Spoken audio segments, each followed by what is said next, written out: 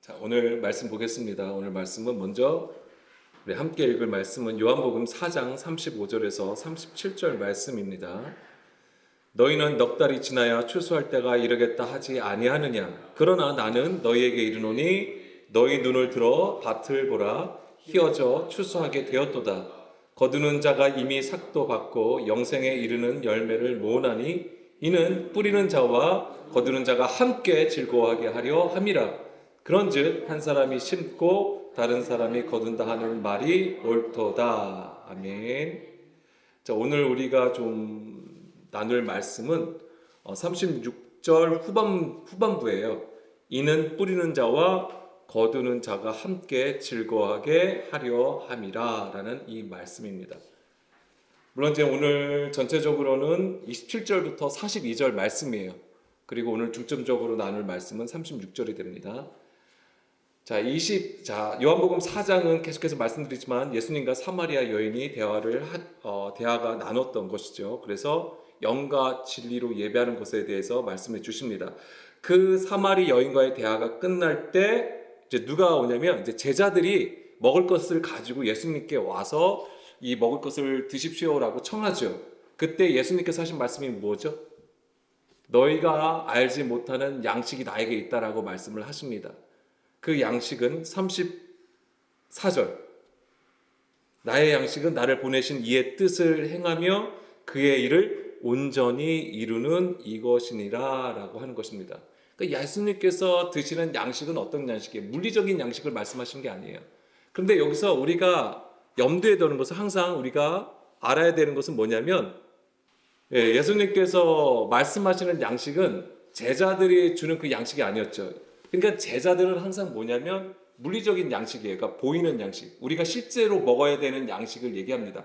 근데 예수님의 가르침은 항상 거기에 있어요. 뭐냐면 그러한 양식, 보여지고 우리가 누려야 되는 그런 것을 가지고 예수님은 영의 것을 우리에게 말씀해 주신다고 하는 겁니다. 그러니까는 우리가 제자들은 아직 예수님의 제자라고 하지만은 육적인 것을 계속 따라가는 모습을 보여줘요. 그래서 항상 그들은 육적인 것을 제공하지만 예수님은 그것을 통해서 우리에게 영의 가르침을 주신다고 하는 것입니다. 오늘 이제 그런 부분이에요. 그래서 예수님이 배고프신다고 생각을 했기 때문에 제자들이 이제 마을로 들어가서 양식을 구해와서 청했죠. 그렇지만 예수님은 너희들이 알지 못하는 양식이 있다라고 하시면서 그것이 바로 나를 보내신 누굽니까? 하나님이시죠. 하나님의 뜻을 순종하는 것에 있다라고, 그것이 나의 양식이라고 말씀하세요. 그리고 그렇지만 예수님이 말씀하신 것은 하나님의 뜻을 알아도 그것을 온전히 이루는 것이어야 되는 거예요. 그것이 굉장히 중요한 부분입니다. 자, 신명기 6장 25절 말씀을 볼까요? 여기서 보게 되면 우리의 의로움에 대해서 얘기하고 있는 것이 있습니다. 우리가 그 명령하신 대로 이 모든 명령을 우리 하나님 여호와 앞에서 삼가 지키면 그것이 곧 우리의 의로움이라고 하는 것입니다. 여기서 우리의 의로움이라고 했지만 이것은 사실은 하나님의 의를 나타내는 것에 있는 거예요. 그것이 뭐냐면 하나님께서 우리에게 주신 모든 명령을 우리가 여호와 앞에서 삼가 지키면이에요. 그러니까 이것은 어느 수준을 얘기하냐면 그냥 우리가 하나님의 말씀을 들었어요. 배웠어요. 그 가르침을 받았어요. 그것을 알고 그냥 우리의 삶에서 실천하는 그 수준을 얘기하는 게 아닙니다. 여호와 앞이라는 것은 뭐냐면 파님이에요. 앞이라는 거 하는 게 파님. 파님이 얼굴이라는 뜻입니다. 하나님의 얼굴 앞에 있는 상태예요. 그럼 그게 어디일까요? 성전이에요. 성전의 보좌 앞에서 서서 하나님의 말씀을 따라 순종하는 것, 즉 섬기는 것을 얘기하는 것입니다. 그 수준을 얘기하는 거예요. 하나님의 보좌 앞에 있는 수준. 이것은 곧 우리가 주의 성전으로 세워졌음을 의미하는 것입니다. 그래서 우리가 하나님의 성전이 되는 것은 곧 하나님의 아들들이 되었다라고 하는 거예요. 그 수준에 있을 때에 비로소 그것이 의라고 하는 것입니다. 아브라함이 하나님 앞에 그 믿음으로 인정을 받았습니다. 뭐 때문에 그렇습니까? 믿음으로 된 것이죠. 듣고 믿었기 때문에 하나님께서 아브라함을 의롭다라고 하시는 거예요. 물론 그 믿는 것에는 반드시 순종함이 따릅니다. 근데 그 순종함은 그냥 우리가 어떤 것을 지켜 행한 것이 아니고 하나님의 뜻에 합하여진 것이에요.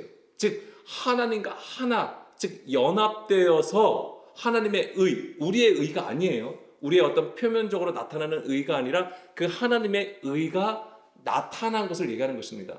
그 하나님의 의가 나타났다라고 하는 것을 성경에서는 하나님의 영광이라고 얘기하는 것입니다. 우리가 하나님의 영광 얘기하잖아요. 이것은 어떤 찬란한 어떤 경험을 얘기하는 게 아니에요. 온전히 우리 안에 하나님의 그 그 말씀을 따라서 순종하는 그 순종함이에요. 그것이 바로 하나님의 의를 나타내는 것이고 그게 영이에요. 그것이 충만한 상태가 바로 이제는 좀 이따가 나옵니다. 그것이 바로 온전하게 이루는 것입니다. 여기서 온전하게 이르다라고 했을 때는 헬라어로는 텔레이오예요. 텔레이오. 이게 온전하다, 완전하다는 뜻이에요. 근데 이것에 히브리어가 있잖아요. 그러니까 히브리어가 있어요. 이것의 그러니까 해석하여서 나온 단어가 텔레이오예요. 근데 이것의 원래 히브리어는 타맘이라는 단어가 있고요. 말레라는 단어가 있습니다. 두 개 다 뭐냐면 완전하다, 온전하다, 완성하다라는 뜻이 있습니다. 그런데 타맘은 끝마치다라는 뜻을 가지고 있어요. 그래서 우리가 성경에서 말하는 끝은 그냥 엔드가 아니에요. 거기서 이제 끝나는 게 아니다. 그럼 이제 뒤에 아무것도 없는 그걸 얘기하는 게 아니에요. 뭐냐면 완성을 의미하는 것입니다. 완전하게 된 거, 완성을 의미하는 거예요. 근데 또 이것은 이제 타마음이 가지고 있는 뜻이고 말레라는 단어가 하나 더 있다고 했잖아요. 여기에는 뭐가 있냐면은 충만하다라는 의미를 가지고 있는 거예요. 그래서 온전케 예수님께서 온전하게 하신다라고 했을 때는 충만한 상태를 얘기하는 거예요. 그래서 우리 안에 부족한 상태를 예수님이 오셔서 충만하게 만드신 그 일을 하신 것입니다. 그래서 예수님께서 많이 하신 일이 무엇입니까? 우리가 연약한 것, 병든 자를 어떻게 하시죠? 고쳐주시는 부분이 있어요. 그럼 그 연약함과 아프고 병든 것이 어떤 상태냐면 내가 뭔가 부족한 상태였어요. 우리가 영으로 뭔가 부족하여서 나타난 현상입니다. 근데 그것을 예수님께서 고쳐주시잖아요. 이것을 단지 그냥 병을 고쳐주신 치료로 우리는 사실은 보고 있는 거지만 원래는 어떤 뜻을 가지고 있냐면 충만케 하시는 거예요. 진리의 그 말씀으로 충만하여 가득하게 만든 상태, 즉 부족함, 결핍함이 없는 상태로 만들어주시는 거예요. 그것이 바로 치유가 되는 것입니다. 그래서 병 고침은 단지 병을 고쳐주는 그 일에 끝나는 것이 아니라 그것이 바로 하나님 나라의 영적 상태를 보여준다라고 하는 거예요. 그래서 병을 고치신 다음에 구원이 너에게 임하였다고 말씀하시는 거예요. 너가 구원을 받았다라고 말씀하신다라고 하는 겁니다. 그런 부분들을 우리가 이해해야 되는 것이죠. 그래서 예수님께서 온전케 이루시기 위해서 오신 것, 그것은 바로 우리를 죽음에서 생명으로 옮기시기 위한 것이고 이것은 절대적으로 하나님의 뜻이었다라고 하는 거예요. 요한복음 3장 16절 말씀 보겠습니다. 요한복음 3장 16절 말씀, 하나님이 세상을 이처럼 사랑하사 독생자를 주셨으니 이는 그를 믿는 자마다 멸망하지 않고 영생을 얻게 하려 하심이라. 이것도 이제는 좀 뒷부분에서 이제 말씀을 드리겠지만은 독생자를 주셨다는 것은 이 땅에 오신 거잖아요. 예수님께서 단지 예수님께서 이 땅에 오셔서 하나님의 뜻을 확 펼친 것, 그것으로 끝난 게 아니잖아요.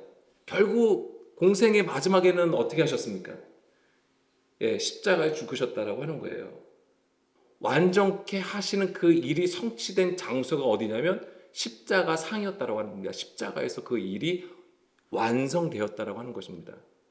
17절에 하나님이 그 아들을 세상에 보내신 것은 세상을 심판하려 하심이 아니요 그로 말미암아 세상이 구원을 받게 하려 하심이라라고 했습니다. 이것이 바로 하나님의 뜻이에요. 자, 요한복음 6장 38절에서 40절 말씀도 보겠습니다.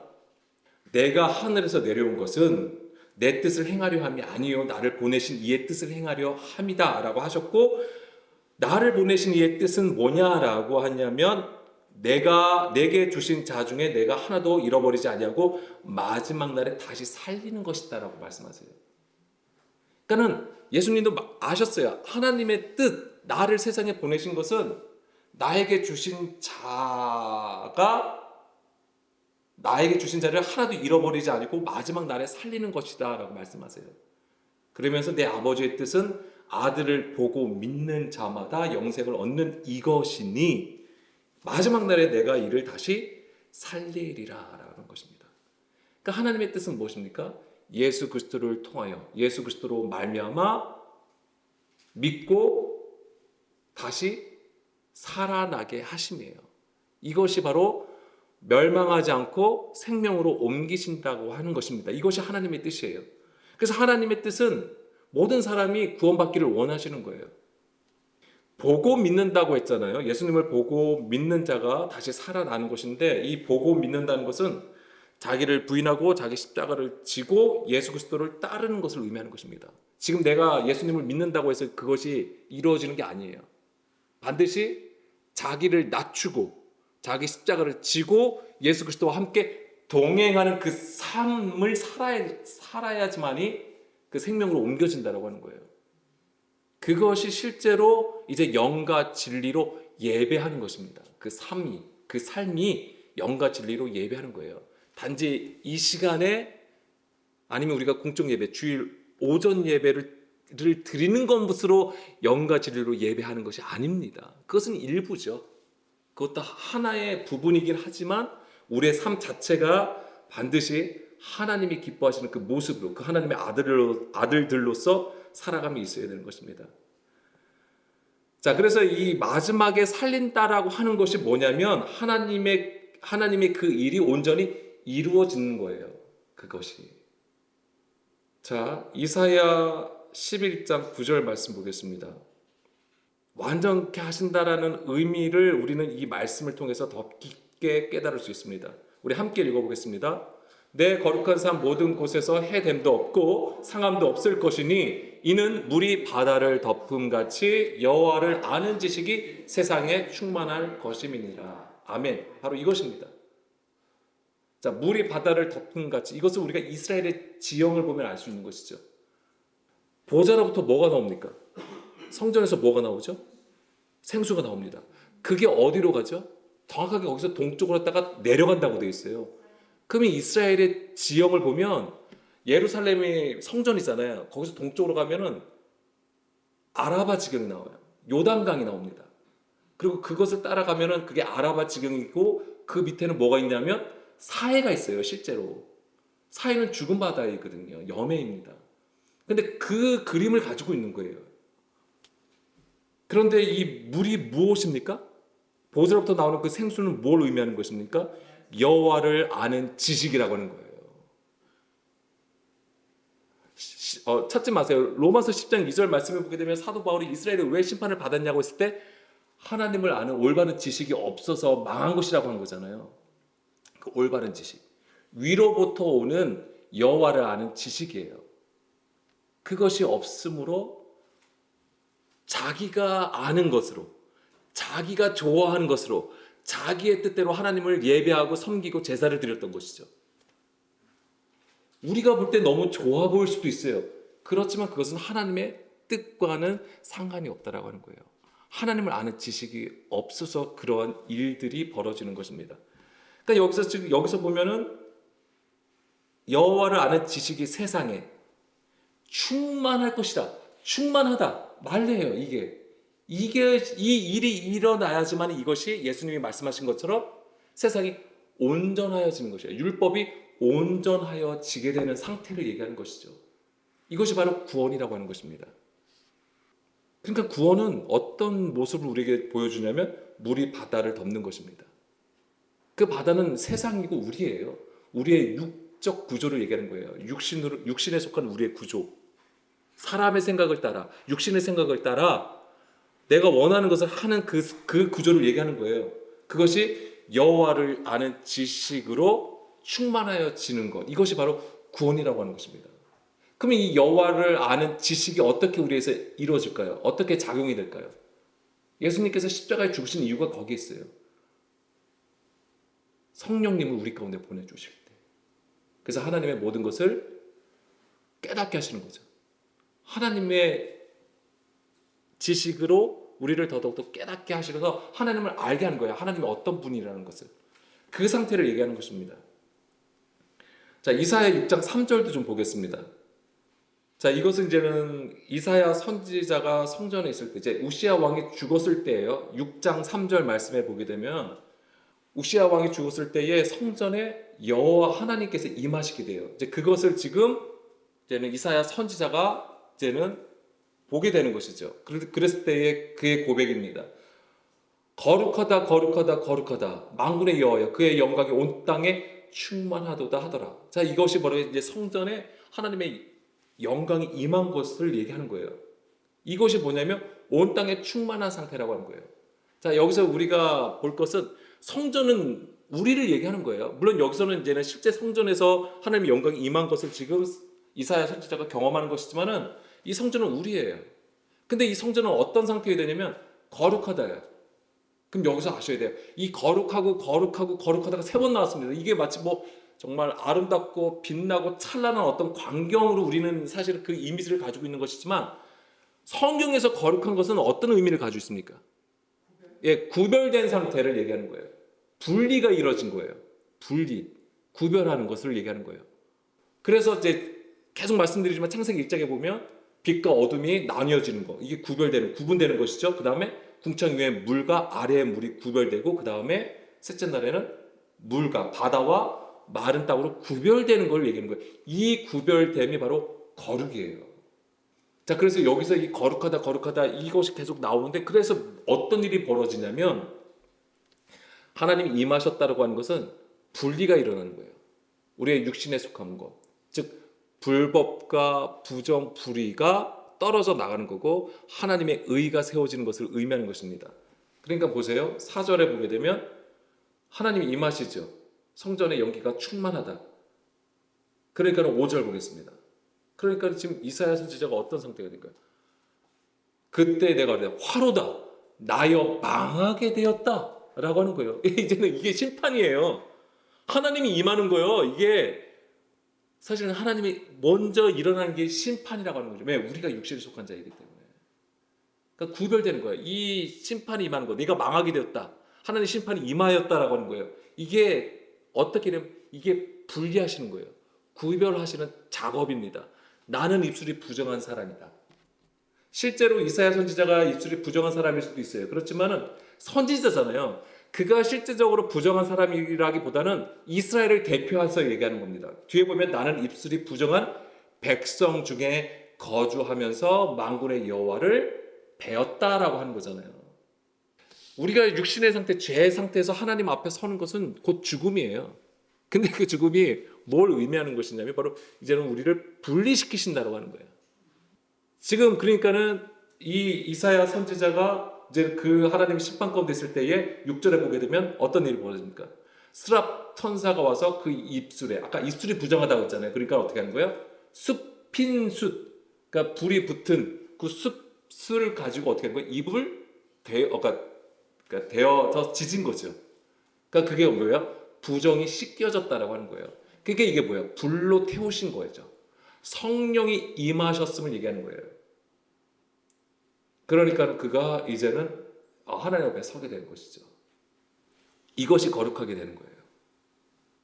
자, 이 그러니까 지금 뭘 말씀드린 거냐면 지금 그거 텔레이오예요. 그 완전하게 하시는 것. 이것을 말레와 연결해서 그 충만하게 되는 그 상태를 말씀을 드리는 겁니다. 출애굽기 40장 34절 말씀 보겠습니다.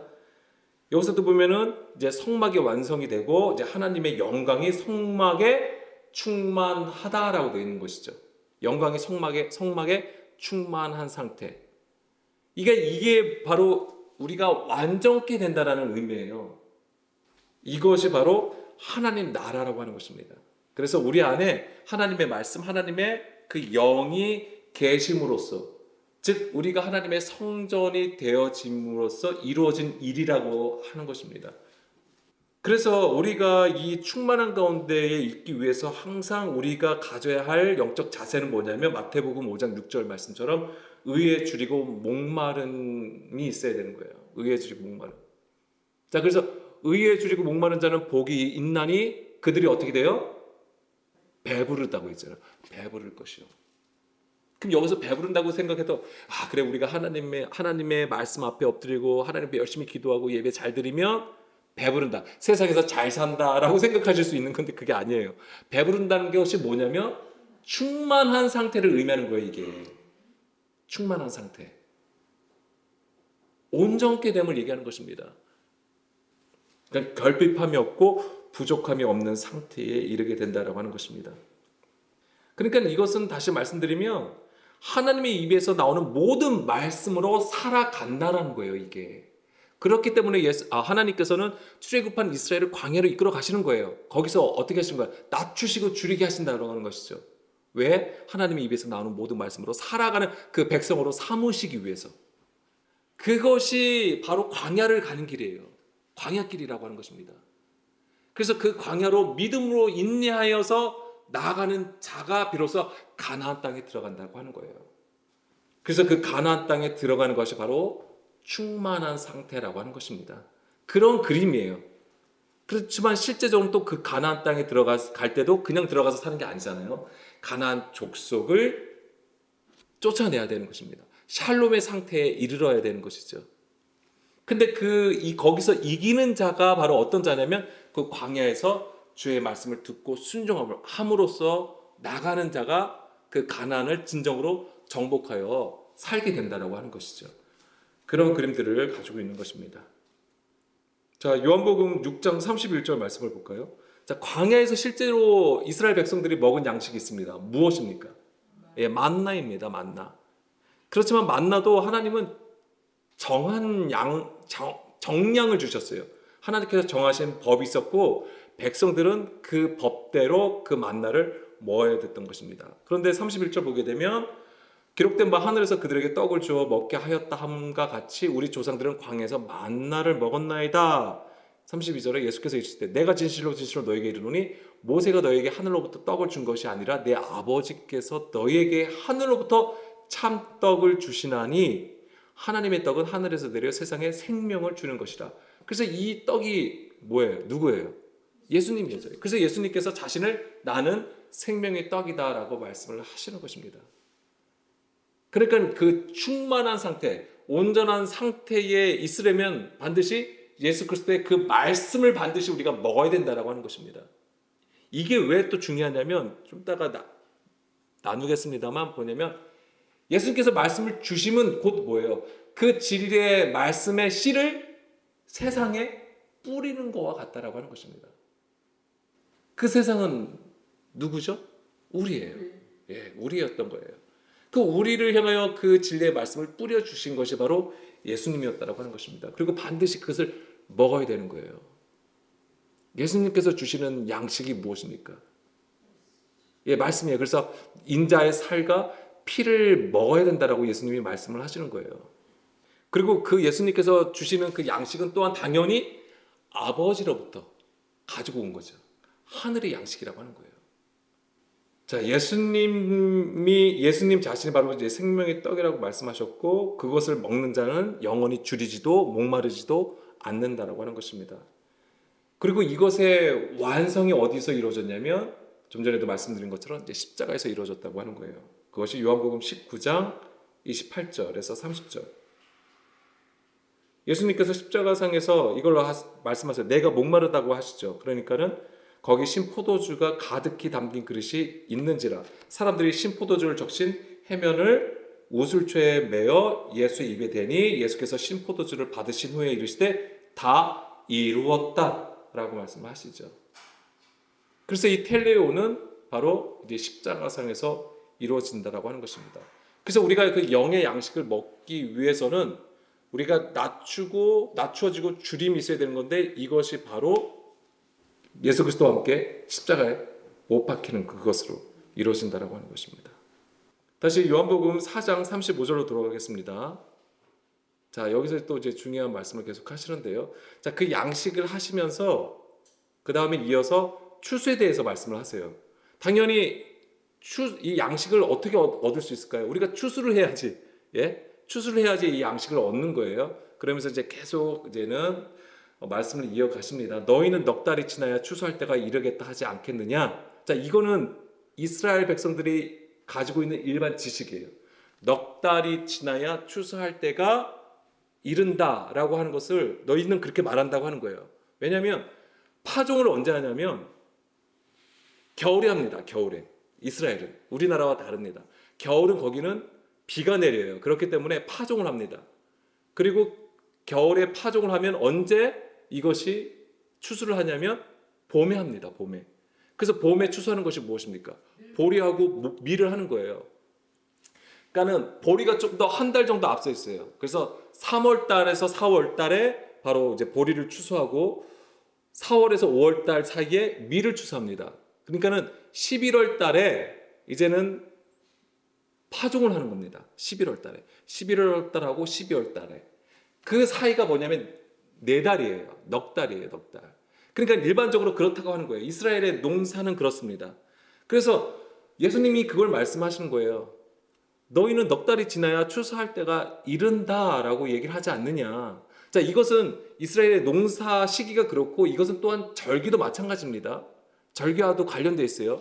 이스라엘의 농사법은 절기와 밀접하게 관련이 있습니다. 그리고 그 절기는 구원의 여정하고도 관련이 되어 있는 겁니다. 실제적으로도 유월절, 무교절 이런 것들, 초막절까지 이루는 것이 다 무엇입니까? 결국엔 출애굽에서 나오는 것이 유월절이잖아요.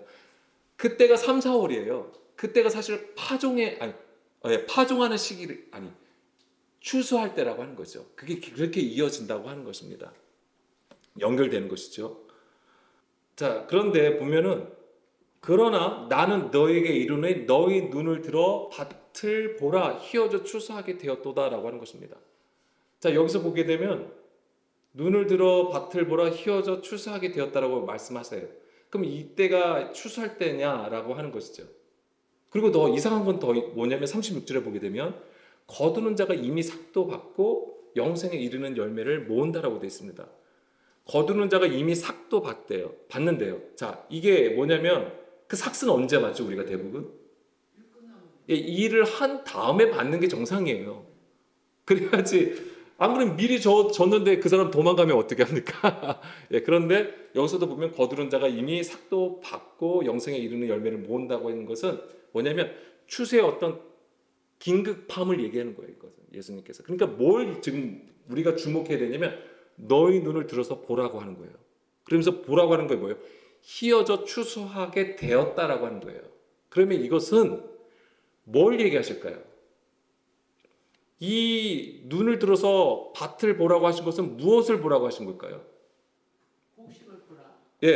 근데 실제적으로 곡식을 보라고 하는 건데 그 곡식을 통해서 자, 앞에 다시 너희는 넉 달이 지나서 추수가 하여야 된다고 말하지 않느냐. 그러면서 그들이 가지고 있는 지식을 가지고 지식의 배경을 가지고 예수님을 말씀을 하시는 거예요. 자, 이게 누구를 향해서 예수님이 말씀을 하시는 거냐면 실제 추수는 우리가 곡식을 추수하는 거지만 그것은 우리가 실제로 일어나는 일이고 그것을 통해서 우리에게 영의 지식을 가르쳐 주신다고 하는 거예요. 영의 일을 우리에게 말씀해 주시려고 하는 거예요. 아까 27절 볼까요? 28절. 자, 사마리아 여자가 물동이를 버려두고 동네로 들어가서 사람들에게 이르되 내가 행한 모든 일을 내게 말한 사람이 와서 보라 이는 그리스도가 아니냐. 자, 사마리아 여인이 예수님을 그리스도라고 가서 동네 사람들한테 얘기를 해줘요. 전합니다. 그러니까 뭐예요? 그들이 동네에서 나와 예수께로 오더라라고 돼 있어요. 그리고 그 사이에 바로 뭐냐면 그때 제자들이 와가지고 양식을 드리는 거예요. 이것을 드십시오. 그러니까 예수님이 나의 양식은 따로 있다라고 말씀을 하신 거예요. 그 사이에 그러면서 그 제자들에게 보라, 밭을 보라, 희어져 추수할 때가 되었다라고 하시는 거예요. 그럼 이건 누굴 얘기를 할까요? 무리들을 얘기하는 거예요. 사마리아 사람들을 얘기하는 거예요. 실제 추수할 때가 있어서 가서 너희들을 보고 가서 곡식을 베라고 얘기하시는 게 아니에요. 그것을 통해서 그런 너희들이 알고 있는 추수의 그림을 통해서 예수님은 실제로 너희가 추수할 것이 있다라고 얘기하시는 거예요. 자, 예수님의 제자들은 대부분 어디 출신이에요? 갈릴리 어부들이죠. 예수님이 그들을 제자로 삼으실 때 뭐라고 하셨습니까? 너희가 이제는 고기를 낚는 어부가 아니라 사람을 낚는 어부라라고 말씀하시는 거예요. 그들이 그것을 이해했겠죠. 뭐냐면 실제로 고기를 낚는 것을 통해서 사람을 낚는 어부로 예수님이 가르쳐 주시는 거예요. 영의 일. 너희가 이제는 육의 일이 아니라 영의 일을 해야 된다.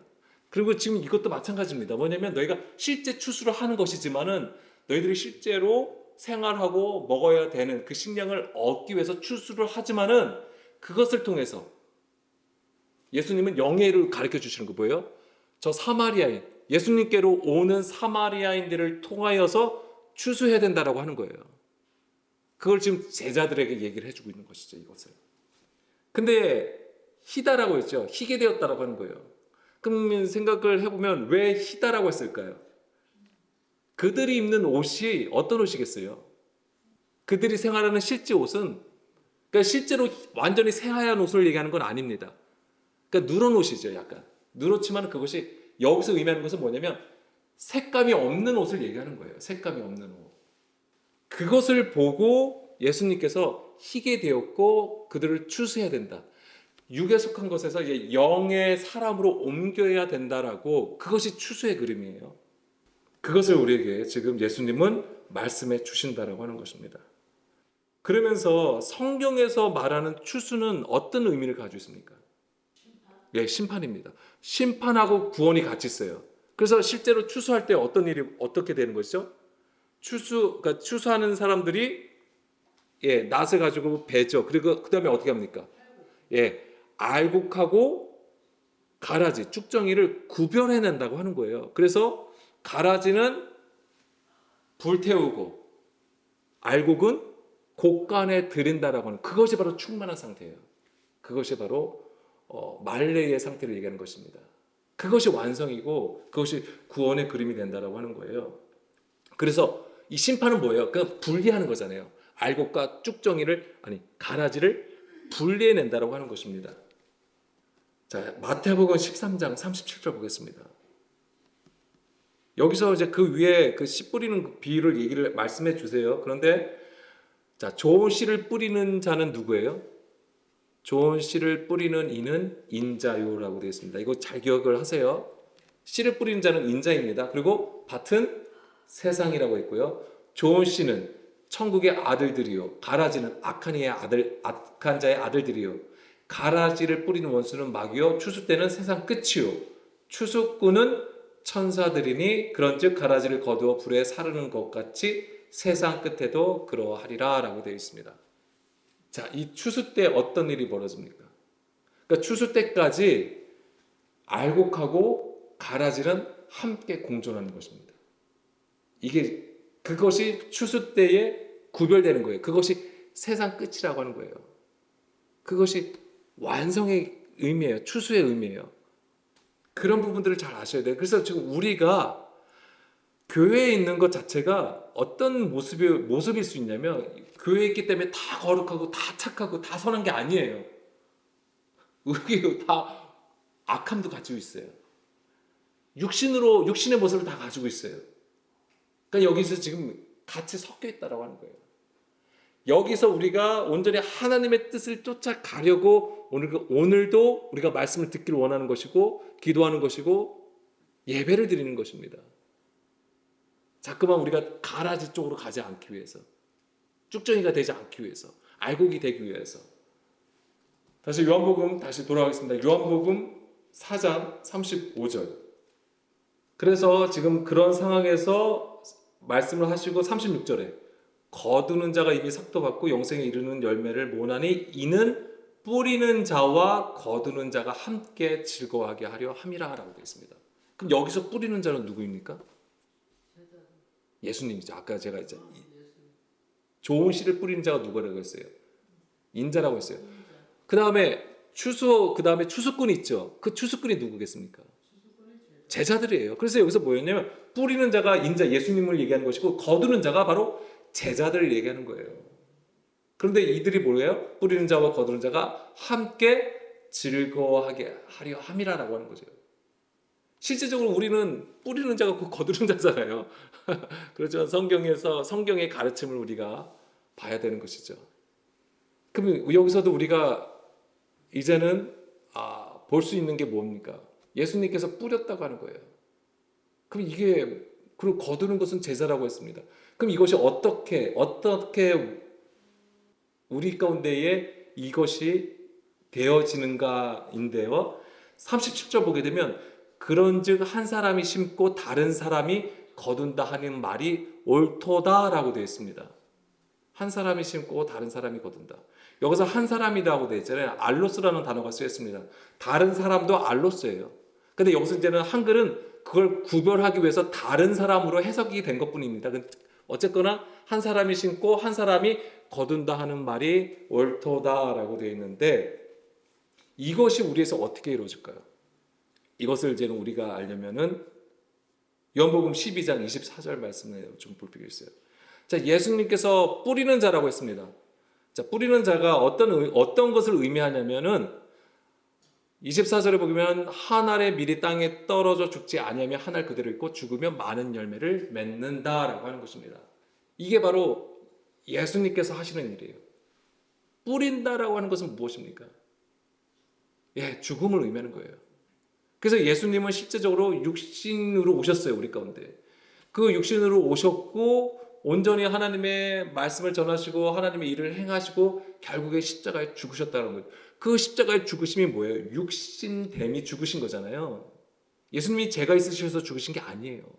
그 육신을 십자가에 못 박으신 거예요. 그 땅에 떨어져서 죽는 그 십자가를 통해서 많은 열매를 맺는다고 하는 것입니다. 그래서 거두는 자가 바로 이제 그 역할을 하게 되는 거예요. 예수님이 실제적으로 죽으셔야지만이 거두는 자가 또한 그 일에 온전히 참여할 수 있다라고 하는 거예요. 그런데 거두는 자, 그 제자들은 그냥 그들이 육신의 일로 그것을 거둘 수가 없는 거죠. 그렇기 때문에 예수님께서 십자가에 죽으시고 약속하신 것이 무엇입니까? 보혜사 성령님을 너에게 보내주신다고 한 거잖아요. 그래서 요한복음 16장 7절에서 9절 말씀 보겠습니다. 7절 말씀 볼게요. 그러나 내가 너에게 실상을 바라노니 내가 떠나는 것이 너에게 유익이라. 내가 떠나가지 아니하면 보혜사가 너에게로 오시지 아니할 것이요 가면 내가 그를 너희에게로 보내리니 그가 와서 죄에 대하여 의에 대하여 심판에 대하여 세상을 책망하신다라고 되어 있는 거잖아요. 이것이 있어야지만이 출수가 이루어진다라고 하는 거예요. 그래서 이제 죄에 대하여 있고 그 다음에 이제 10절 보겠습니다. 의에 대하여. 자, 아까 의 처음에 말씀드렸잖아요. 이 의가 뭐냐면 내가 아버지께로 가니 너희가 다시 나를 보지 못함이라. 예수님께서 말씀하신 의는 뭐냐면 내가 아버지께로 가는 거예요. 그럼 내가 아버지께로 가는 방법은 뭐예요? 죽는 것밖에 없어요. 우리가 육신으로 산 채로는 하나님 앞에 나갈 수가 없어요. 우리가 죽어야지만 되는 거예요. 근데 여기서 진짜로 우리가 육으로 죽는 것으로 생각하시면 안 되죠. 그 말씀을 따라가는 거예요. 이게 우리의 죽음. 그 말씀을 따라가서 죽는다고 하는 것은 나의 나의 뜻, 나의 육신의 생각이 완전히 진멸됨을 얘기하는 것입니다. 그래서 에덴 동산의 이야기로 보자면 선악을 알게 하는 나무를 먹지 아니하고 생명나무를 먹는 것입니다. 그것이 내가 진정으로 그 말씀으로 죽는 걸 얘기하는 거예요. 죄로 죽는 것은 그냥 죽는 거예요. 멸망입니다. 그렇지만 그 말씀을 따라 죽는 것은 뭐예요? 생명이에요. 그것은 하나님께서 약속하신 것입니다. 자, 그래서 성경에서 구원, 충만의 상태로 이르는 원리는 이것입니다. 우리가 죽는 것이 있으면 산다라고 하는 것입니다. 죽는 것이 있을 때 비로소 살게 되는 것을 말하는 것인데요. 다시 아까 요한복음 4장 36절로 돌아가겠습니다. 36절, 37절. 뿌리는 자와 거두는 자. 여기서 어떤 원리가 있냐면, 구원의 원리가 있냐면, 뿌린다는 것은 아까 예수님의 그 죽음을 의미하는 것입니다. 그리고 거두는 것은 이제 거둔다는 것은 추수잖아요. 자, 알곡으로 세워지는 것을 얘기하는 거예요. 그래서 이것이 어떻게 이루어진 거냐면 예를 들자면 우리가 출애굽 당시에 누가 이끌입니까? 이스라엘 백성들을 모세가 이끌어요. 근데 모세의 동역자가 있습니다. 누굽니까? 아니, 예. 아론하고 이제 미리암도 물론 형제지만은 동역자라고 하는 것은 이제는 여호수아를 얘기하는 것입니다. 예. 그렇지만 실제적으로 모세는 가나안 땅에 들어가지를 못했어요. 그가 뭔가 잘못해서 뭔가 부족해서가 아니라 그것은 하나님의 뜻이었던 거예요. 그 모세가 가나안 땅에 들어가기 전에 죽은 것은 무엇을 의미합니까?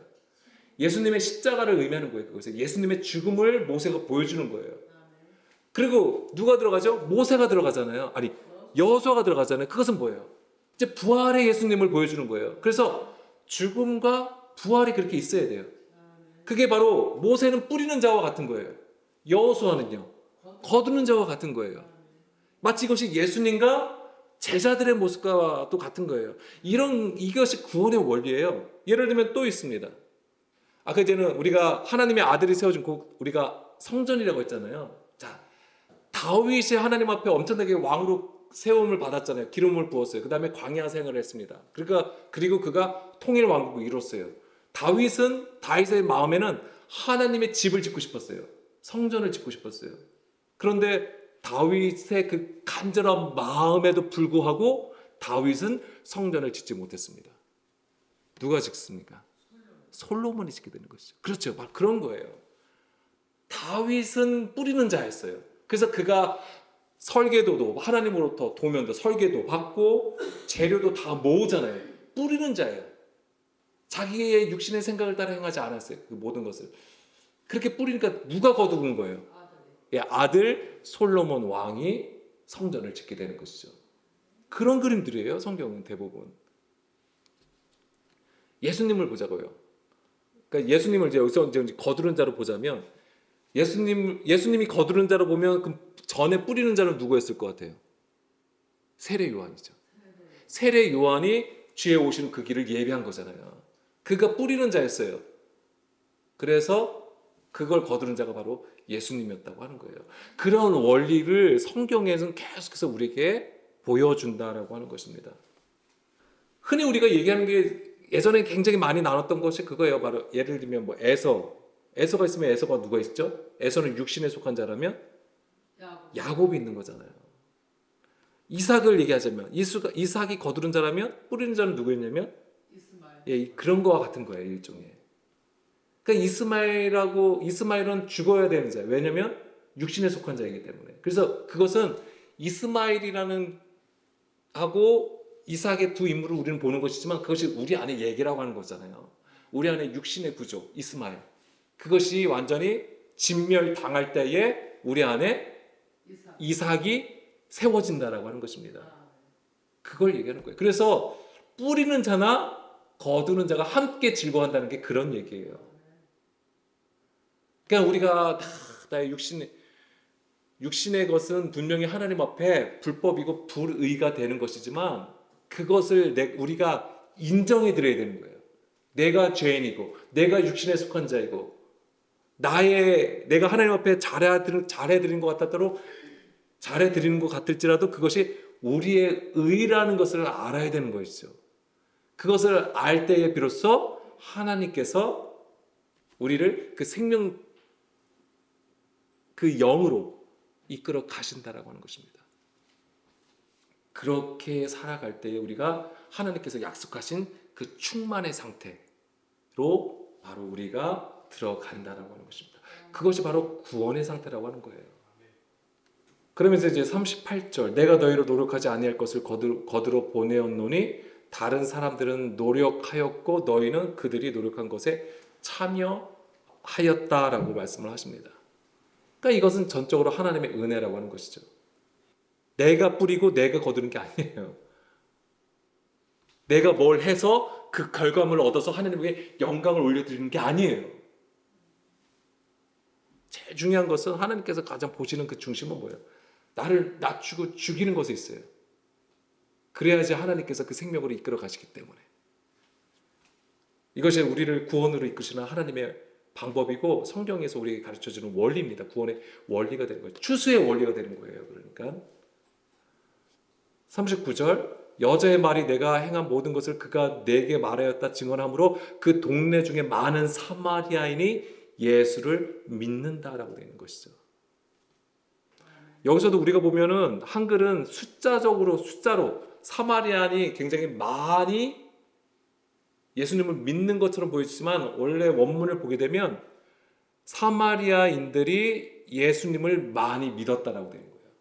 그러니까 많이 믿었다고 하는 것은 뭐냐면 더 깊게 깨달았다고 하는 것입니다. 아볼로는 세례의 요한까지 알았잖아요. 그러니까 표면적인 것만 알았던 거예요. 그렇지만 브루스기와 아볼로는 어떻게 해요? 그를 더 많이, 더 깊게, 더 높은 그 지경의 것을 가르쳐줬다고 되어 있잖아요. 바로 그것을 얘기하는 거예요, 사실은. 사실 숫자에 있지 않아요. 부흥이라고 하는 것은, 번영이라고 하는 것은 숫자의 많음으로 이루어지는 게 아닙니다. 우리 한 사람 한 사람이 하나님을 아는 지식이 더 높은 차원으로, 더 깊게, 높게 알아가는 것입니다. 그것이 성경에서 말하는 부흥이에요. 그러니까 한 사람 한 사람이 너무나도 귀한 것입니다. 지금 여기 10명도 안 되잖아요. 그 10명이 안 되는 게 중요한 게 아니에요. 우리 한 사람 한 사람이 하나님의 그 말씀을 듣고 깨닫는 것이 너무나도 중요한 거예요. 그러니까 남의 눈치 볼 필요 없으세요. 그냥 내가 하나님 앞에 그 중심을 하나님 앞에 드리는 거 되게 중요한 겁니다. 40절에 사마리아인들이 예수께 와서 자기들과 함께 유하기를 청하니 거기서 이틀을 유하심에 예수의 말씀으로 말미암아 믿는 자가 더욱 많아. 그러니까 지금 예수님께서 거기에 거하시면서 가르쳐 주시는 것이 바로 그걸 의미하는 거예요. 예수님이 말씀하실까는 뭐 10사람이었다, 100사람이었다, 1000사람이 이런 걸 얘기하는 게 아니에요. 그걸 얘기하는 게 아니에요. 그 하나님의 그 높은 지경, 위의 것을 더 깊게 깨달아 갔다라는 의미를 가지고 있는 것입니다. 42절에 그 여자에게 말하되 이제 우리가 믿는 것은 내 말로 인함이 아니니 이는 우리가 친히 듣고 그가 참으로 세상의 구주신 줄을 알미라 하였더라 라고 되어 있는 것입니다.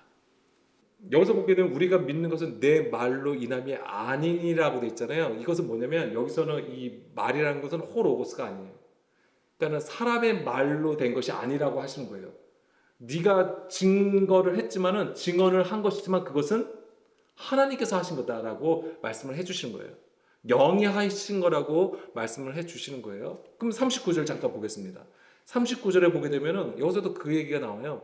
여자의 말이 내가 행한 모든 것을 그가 내게 말하였다 증언함으로 동네 중에 많은 사마리아인들이 예수를 믿었다고 했잖아요. 여기서 여자의 말이라고 했을 때는 말로 돼 있어요. 로고스로 돼 있어요. 그러니까 여기서 여자의 말은 그 여자가 말한 게 아니고 예수님이 하신 그 말씀을 온전히 증언하였다라고 돼 있는 거예요.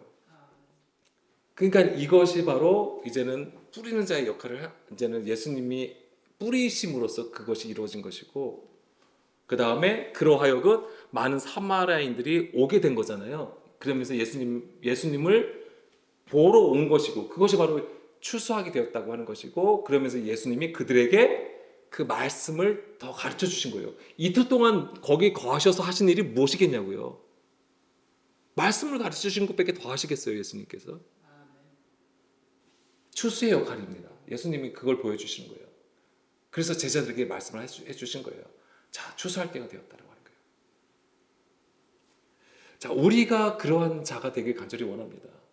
예수님께서는 우리를 향하여 씨를 뿌려주셨어요. 그 우리는 어떤 자가 되어야 됩니까? 거두는 자로 세워져야 되는 거예요. 예수님의 제자, 주님의 제자로서 그 삶을 살아야 되는 거예요. 믿음의 선진들이 다 제자의 삶을 산 거예요, 사실은. 우리 또한 마찬가지입니다. 그것이야말로 진정으로 우리가 하나님의 백성으로서 하나님의 아들로서 살아가는 것이고 주의 성전으로 세워지는 것입니다. 오늘도 우리가 그것을 함께 구하시면서 오늘도 물론 우리가 결단하고 결심한다고 돼서 되는 건 아닙니다만 일단 우리가 비록 연약한 가운데서도 주님 앞에 결단하고 주님 앞에 그 말씀을 따라가기를 원하는 그 소망에 우리가 기도를 드리길 원합니다.